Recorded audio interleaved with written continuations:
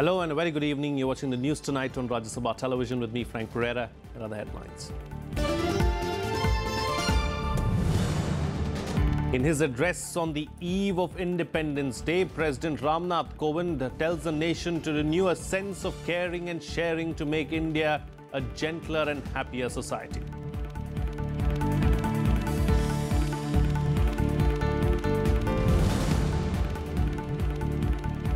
Floods leave 18 people dead in Bihar and Assam, even as a cloudburst kills 6 in Uttarakhand.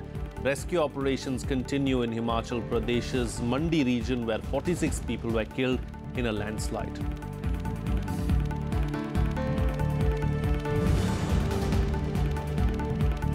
Uttar Pradesh government assures swift and strict action. Gorakhpur child deaths. National Human Rights Commission seeks report. Supreme Court asks petitioner to approach Allahabad High Court on the matter.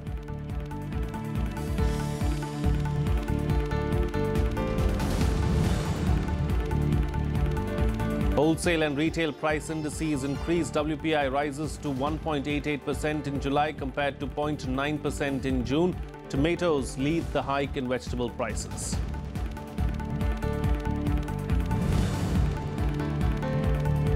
And Team India completes its first ever clean sweep away from home, wins a third test by an innings and 171 runs after bowling out Sri Lanka for 181 in the second innings at Palkale.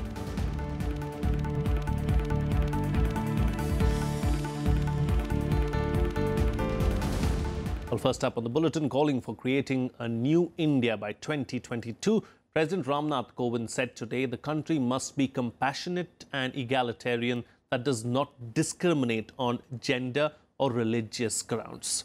In his first address to the nation on the eve of the 71st Independence Day, the president hailed the government's demonetization decision and the people's wholehearted support in the battle against corruption and black money, voluntarily giving up LPG fuel subsidy and the rollout of goods and services tax.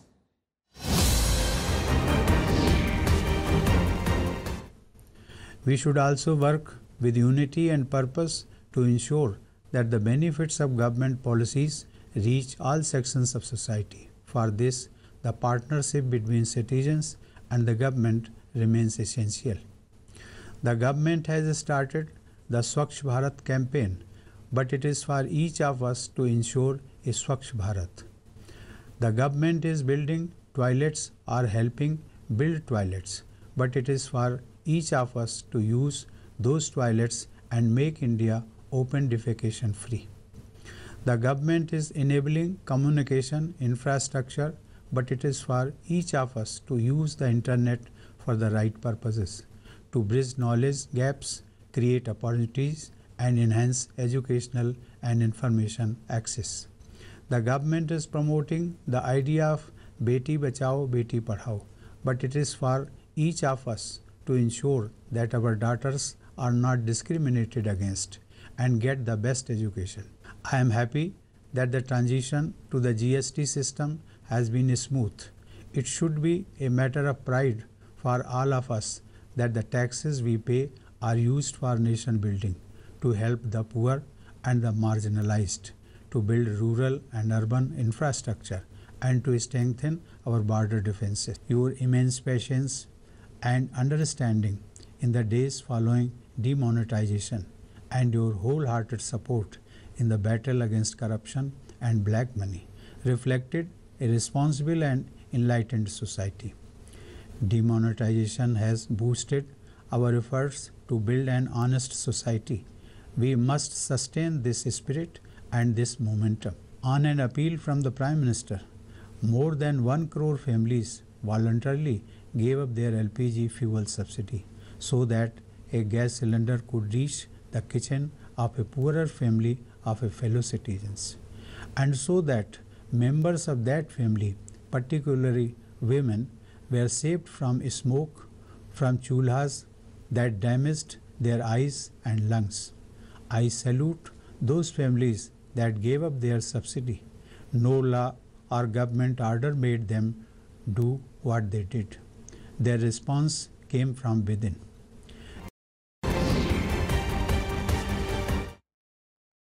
In the year 2022, Our country will complete 75 years of independence. It is our national resolve to attain certain desired milestones for a new India by then. When we speak of a new India, what do we mean? There are some obvious parameters like a house for every family, power on demand, better roads and telecom, a modern railway network, rapid and sustained growth. And yet, there is more. New India must include that integral humanist component that is in our DNA and which has defined our country and our civilization. New India must be a society rushing towards the future, but also a compassionate society. There is also need to adopt technology. We must use technology to empower our people and achieve the goal of poverty elimination in a single generation. Poverty and New India are simply not compatible. Today, the world is looking at India with admiration. Our country is seen as a responsible global citizen, a growing economy, and a solution provider to various international challenges such as climate change, disasters, conflicts, humanitarian crisis, radicalism, and terrorism. Well, that was the President Ramnath Kovind addressing the nation on the eve of its 71st Independence Day. Moving on to some other big news of the day now, the flood situation in Assam and Bihar has worsened due to incessant rains, with lakhs of people being affected in both states. The NDRF and the army have been pressed into service to evacuate those stranded. Prime Minister Narendra Modi has also spoken to the chief ministers of both states, assuring all possible support from the centre to mitigate the situation. Here's a detailed report. Unprecedented heavy rains have unleashed floods, wreaking havoc in Bihar and Assam. Nearly 2 million people have been affected by the floods in Bihar alone, prompting Chief Minister Nitish Kumar to seek the help of the Indian Air Force to carry out relief and rescue operations in the state. This in addition to several army and NDRF teams working round the clock to evacuate those stranded. हमने यही निर्देश दिया है कि कल सभी जिलाधिकारियों को भी एरियल सर्वे कराकर पूरी स्थिति को उन्हें दिखा देना चाहिए। सब तरह की सहायता करेंगे और जो भी नुकसान हुआ है उसको फिर से रिस्टोर करने की भी सड़कों या जो भी इंफ्रास्ट्रक्चर उसके लिए भी कोशिश करेंगे।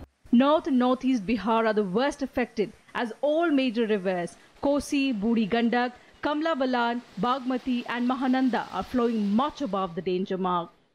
Hundreds of villages have been submerged and thousands rendered homeless in Purnia, Katihar, Araria, Supol, Saharsa, Champaran, Darbhanga and Madhubani districts. With the Met Department predicting more rains in the coming days, the state has been put on red alert. जो बाढ़ की स्थिति है वो सबसे ज़्यादा प्रभावित जो इलाके हैं वो हैं किशनगंज, अररिया, पूर्णिया और अब Katihar.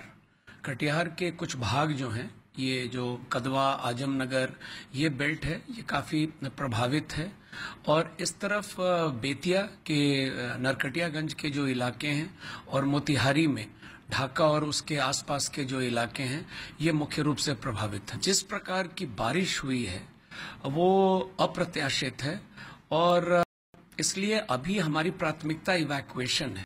In Assam, at least 15 people have died in the last 4 days due to floods. The second wave of deluge within a month has affected over 22 lakh people in 21 districts of the state. Kokrajhar, Barpeta, Lakhimpur, Dhubri and Dibrugarh are the worst hit areas.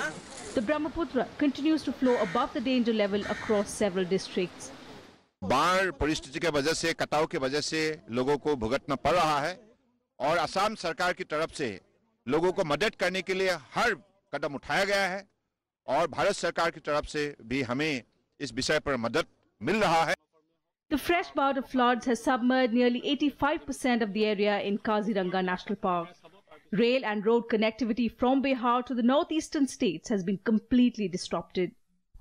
Kishanganj railway station पे बाढ़ का पानी जो आया है वो पानी में हम लोग का ट्रैक पानी के अंदर चला गया, इसलिए हम लोग का ट्रेन सर्विस वहाँ पे सस्पेंडेड है आप लोग तो सब आदमी जानते हैं जो किशनगंज बॉटल नेक स्टेशन है एनएफ रेलवे का अंदर पड़ते हैं वो किशनगंज रेलवे स्टेशन। वहाँ से जो long distance train north east से जो ट्रेन बाहर जाती है वो सब ट्रेन सब किशनगंज होके चलती है, लेकिन जो किशनगंज स्टेशन पानी का अंदर में है तो अब कैसे ट्रेन चलेगा। Taking stock of the grim situation both in Assam and Bihar, Prime Minister Narendra Modi spoke to the chief ministers of the two states, assuring them of all possible help and support from the centre. The Prime Minister added that the centre is closely and constantly monitoring the situation in both states. Bureau Report, Rajya Sabha TV. Meanwhile, rain also lashed Uttarakhand, where at least 6 people were killed and an army jawan went missing after 2 separate cloudbursts in Dharchula subdivision of Pithoragarh district. The first incident occurred at Mangti Nalla near Tawaghat when a local rivulet overflowed due to heavy rains and hit some shops and an army camp. Rescue teams recovered 2 bodies from the spot while a jawan from the camp is missing. The second cloudburst occurred at Malpa, where an overflowing local rivulet swept away the victims. Disaster mitigation teams recovered the bodies.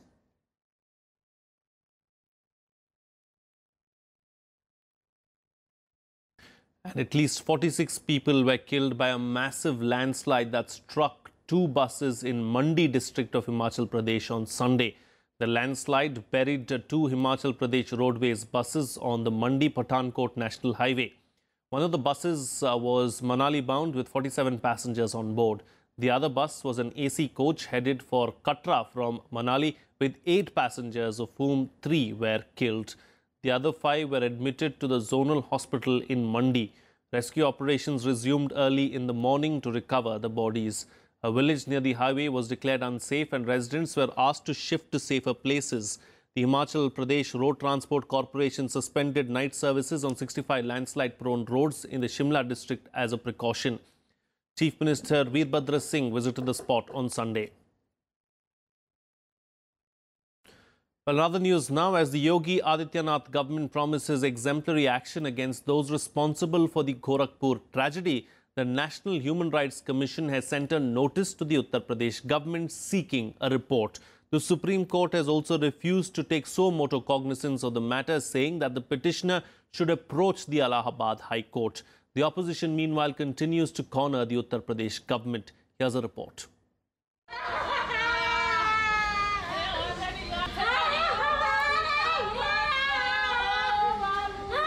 Scores of families mourning their children who died at Gorakhpur's BRD Medical College over the last 1 week, many suffocating to death for want of oxygen. The Supreme Court, however, refused to take suo motu cognizance of the incident. The court observed that the authorities were handling the situation and asked the petitioner to approach the Allahabad High Court. The National Human Rights Commission also sent a notice to the Uttar Pradesh government over the deaths, seeking a report within 4 weeks. The government has assured swift and strict action in the matter. मैं समझता हूं सरकार को अवसर देना चाहिए, दोषी किसी भी कीमत पर बख्शे नहीं जाएंगे और भविष्य में इस प्रकार की घटनाएं न होने पाए इसके भी प्रबंध किए जा रहे हैं। एक पीड़ाजनक और दुखद यह पूरा प्रकरण रहा है। The NHRC notice comes a day after the Uttar Pradesh Chief Minister Yogi Adityanath and Union Health Minister JP Nadda visited the medical college. The Chief Minister had warned of exemplary punishment for those responsible for the horrific tragedy. केवल गोरखपुर ही नहीं, उत्तर प्रदेश के अंदर अगर किसी की लापरवाही से अगर कहीं पर जनहानि होगी तो फिर सरकार उसको बख्शेगी नहीं, बहुत सख्ती के साथ ऐसे तत्वों से निपटने का कार्य करेगी, बहुत सख्त कार्रवाई करेगी। A high-powered committee has been formed under the State Chief Secretary to probe the reason for the deaths. The state government has maintained that the deaths were due to encephalitis and not lack of oxygen, although it did admit that there is a shortage in oxygen supply. The UP government suspended the principal of the Medical College Rajiv Mishra for laxity. The nodal officer for the pediatric department at the hospital, Dr. Kafil Khan, was also divested of the charge. Meanwhile, politics is heating up over the issue, with the opposition cornering the UP government. Chief minister होने के बाद उनका चौथा दौरा उन्होंने बताया कि मेरा यहाँ इस हॉस्पिटल में है। 4 दौरे होने के बावजूद अगर एडमिनिस्ट्रेशन इतना लापरवाह है तो फिर उत्तर प्रदेश का पूरा एडमिनिस्ट्रेशन कैसे लापरवाह नहीं होगा। इससे साफ जाहिर होता है कि उनके सरकार चलाने में कोई इंटरेस्टेड नहीं है और एडमिनिस्ट्रेशन उनकी बात सुनता नहीं है। क्या सरकार इस बात की गारंटी दे सकती है कि शेष कार्यकाल में कोई इस प्रकार की घटनाएं अन्य प्रदेश के मेडिकल कॉलेजेस में और खास तौर पे मुख्यमंत्री के जिले में नहीं होंगी? इस बात की जानकारी और आश्वासन प्रदेश सरकार को देना चाहिए। The centre has sanctioned 85 crore rupees to set up a regional medical research centre in Gorakhpur. A team of specialists from New Delhi are also camping in the town to strengthen the treatment protocol and ascertain the cause of death of so many children. No case has been registered as the police say there is no formal complaint. Bureau Report, Rajya Sabha TV. Moving on to some economic news now. Wholesale price index-based inflation increased to 1.88% in July compared to 0.9% in June as prices of some commodities increased in the first month of GST rollout. Tomatoes led the hike in vegetable prices. Retail inflation also rose to 2.36% in July from 1.46% in June. Wholesale price inflation picked up in July after easing for 4 straight months.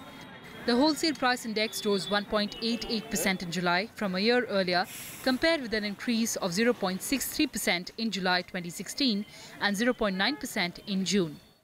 Supplies were hit due to heavy rains that led to an increase in vegetable and fruits inflation.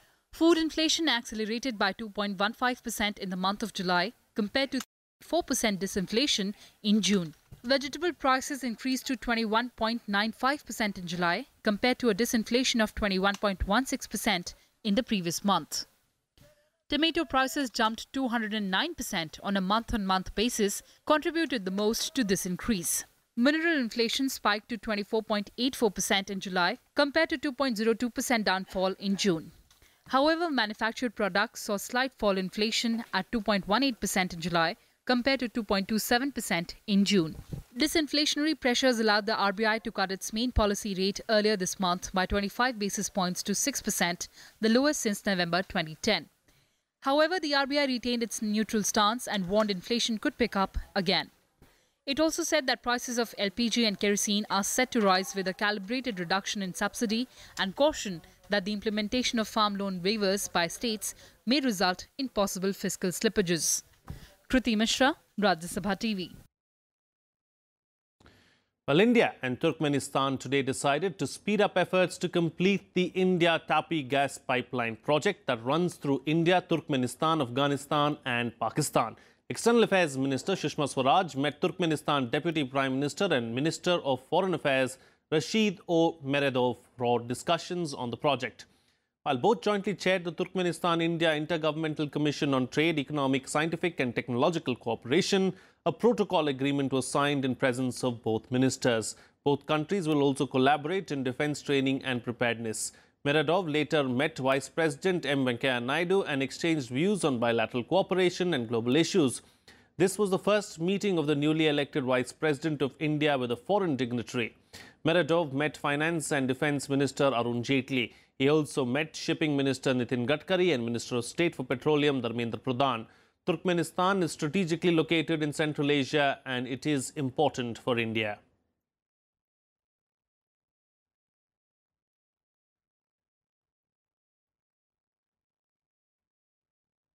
Well, at least 27 people have died after flash floods triggered by incessant rainfall hit Bangladesh. Nearly 6 lakh others are marooned in nearly 24 districts. The flow of water from upstream regions together with monsoon rains has flooded as many as 20 of the country's 64 districts. Much of those affected have been forced to take refuge in makeshift shelters as the country witnesses the second round of floods since June. There are fears that the deluge could engulf vast part of the riverine nation in the coming weeks, causing prolonged flooding.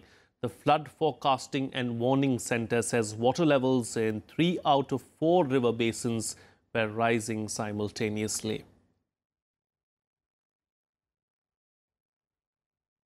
Well, staying on with international news now, China will stop importing iron ore and seafood imports from North Korea starting on Tuesday as it implements new UN sanctions. China had pledged to fully enforce the latest sanctions following pressure from the United States to do more to compel North Korea to drop its nuclear weapons program. Meanwhile, the chairman of the US Joint Chiefs of Staff, Joseph Dunford, met South Korean President Moon Jae-in. The two discussed the rise in tensions on the Korean peninsula ahead of the US-South Korean joint military drills scheduled for later this month. Well, on the other hand, US and Japanese troops held joint live-fire drills on the northern Japanese island of Hokkaido. This was part of a regularly conducted exercise to promote cooperation between the allies. Even though the drills are not related to the latest tension on the Korean peninsula, they come at a time when governors of some Japanese prefectures have urged the central government to provide prompt information and enhance air defense readiness. Well, in some more international news now, at least 18 people have died and 8 others were injured after an attack on a restaurant in Burkina Faso's capital, Ouagadougou, late on Sunday. The Communications Minister Remy Dangenou confirmed it during a news conference. He further said that gunmen attacked the Aziz Istanbul restaurant and security forces were deployed to try to end the attack. Meanwhile, there was no immediate claim of responsibility. Earlier last year, some terrorists reportedly killed 30 people when they launched an overnight assault on a hotel in the city, which had been popular with UN staff and foreigners. On a fini de manger, maintenant on sortait pour attendre le chauffeur pour qu'il vienne nous chercher. Maintenant qu'on s'assied sur la terrasse, on a entendu les coups là et puis moi je n'ai plus rien vu. Moi je n'ai rien vu. Au début nous avons pensé à un braquage, mais il va sans dire que c'est au-delà de cela. Ceux qui sont sortis, qui nous donnaient les informations selon lesquelles on les a dépouillés et puis les faire sortir. Par après, nous on a vu les informations, on a vu ce qui se passe sur le terrain. Et c'est vraiment plus grave que cela, puisqu'il y a toujours des clients qui sont restés dans le restaurant et avec ces bandits qui sont venus, on ne sait d'où. Et on attend de voir la riposte, qu'est-ce que ça va donner. Well, here's a roundup now of some other international news and global buzz. Firefighters of the Spanish Military Emergency Unit joined Portuguese counterparts after it requested assistance from Europe as a precautionary measure to fight forest fires. More than 3,000 firemen are struggling to control the blaze across Portugal. According to reports, 268 fires broke out that burnt 140,000 hectares of forest in Portugal.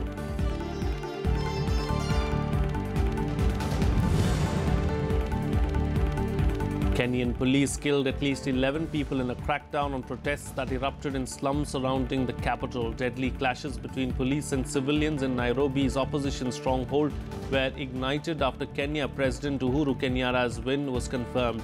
Opposition leader Raila Odinga claimed that the Election Commission's computer system was hacked and called for a strike to support his claim to presidency.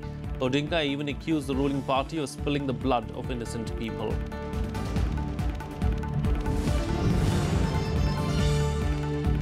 Syrian army forces seized full control of the major town in Homs province, which was held by Islamic State. IS militants were killed and their weapons were destroyed in the town of Al-Sukna. The town is located 50 kilometers from the provincial boundary of Deir al-Zor province, which is Islamic State's last major foothold for the Syrian government. Well, shifting focus to some sports news now, where India beat Sri Lanka by an innings and 171 runs inside 3 days in the third and final test to complete a 3-0 series whitewash. The Sri Lankan men were all out for 181 in their second innings after being made to follow on. Ravichandran Ashwin took 4 wickets while Mohammad Shami finished with figures of 3 for 32. Earlier, the hosts were bundled out for 135 on Sunday after India posted 487 in their first innings. Niroshan Dickwella was the highest run scorer from the Lankan side with a score of 41 runs and was one of 3 Lankan batsmen to pass 16 runs. India won the first test in Galle by 304 runs and the second in Colombo by an innings and 53 runs, which was their first victory by an innings in Sri Lanka.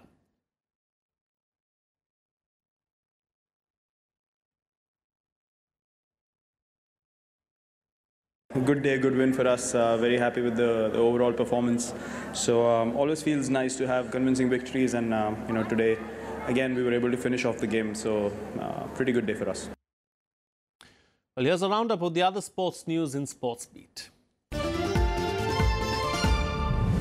Singles tennis player Yuki Bambri returned to the Indian Davis Cup team along with Saket Mainini. Ramkumar Ramanathan and Rohan Bopanna also made it to the squad captained by Mahesh Bhupati.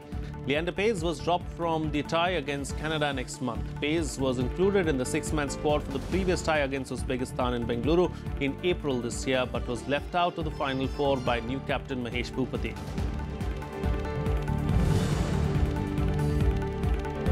On the concluding day of the 7th Asian Shotgun Championship in Astana, Indian duo Mairaj Ahmed Khan and Rashmi Rathod bagged the gold medal in the skeet mixed team event. The duo beat Chinese pair of Liu Jiangqi and Gao Jianmei with a score of 28-27. Host Kazakhstan settled for a bronze. India finished the championship with 8 medals. Ukrainian Elina Svitolina beat Dane Caroline Wozniacki for 6-6-0 in the Rogers Cup to capture her tour-leading 5th title of the season. 5th-seeded Svitolina's run to the final included victories over Wimbledon champion Garbine Muguruza and defending champion Simona Halep. In another match, 4th-seeded Alexander Zverev beat Roger Federer 6-3, 6-4 in the finals in Montreal to join the Swiss right-hander as the most trophy-laden player on the ATP Tour this year with 5 titles.